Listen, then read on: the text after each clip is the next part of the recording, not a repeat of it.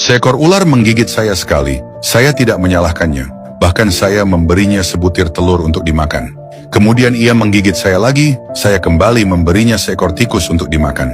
Akibatnya, setiap kali ular itu lapar, ia akan datang menggigit saya lagi, dan itu tidak pernah berhenti. Barulah kemudian saya mengerti, ular seperti ini, diberi makan sebanyak apapun, tidak akan pernah bisa dijinakan.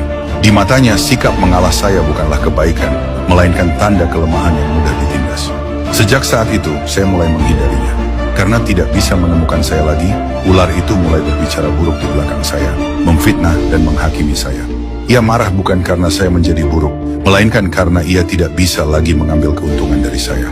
Akhirnya saya benar-benar memahami, bagi makhluk yang tidak tahu berterima kasih, selama Anda tidak memberi mereka keuntungan, Anda akan dianggap sebagai orang jahat. Ingatlah, orang yang tidak tahu berterima kasih hanya akan terus menguras kebaikan Anda.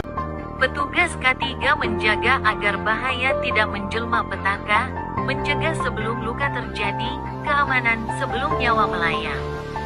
Menjadi bagian dari sistem kehidupan kerja yang sering diabaikan. Namun krusial untuk keberlangsungan, petugas K3 tidak meminta dipuji, tidak menuntut dimengerti. Barisan peran tanpa keluh, sering tanpa suara, dan hampir selalu tanpa sorotan. Ia hanya taat pada fitrah amanah yang diembannya. Dan disitulah pelajaran itu mengetuk hati manusia. Betapa seringnya manusia merasa tidak berarti, merasa kecil di hadapan sistem. Merasa tidak dianggap, padahal sedang berjalan di jalan tugas yang Allah tetapkan dengan penuh hikmah. Tidak semua yang terlihat nyaman itu aman, dan tidak semua yang terasa mengganggu itu merugikan.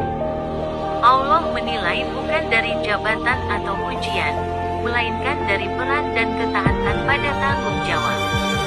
Seorang petugas K3 mengajarkan dengan diam, bahwa hidup bukan tentang disukai, tetapi tentang melindungi, bukan tentang dipuji, melainkan tentang amanah.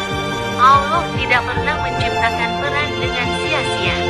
Setiap tugas, sekecil apapun pun terlihat di mata manusia.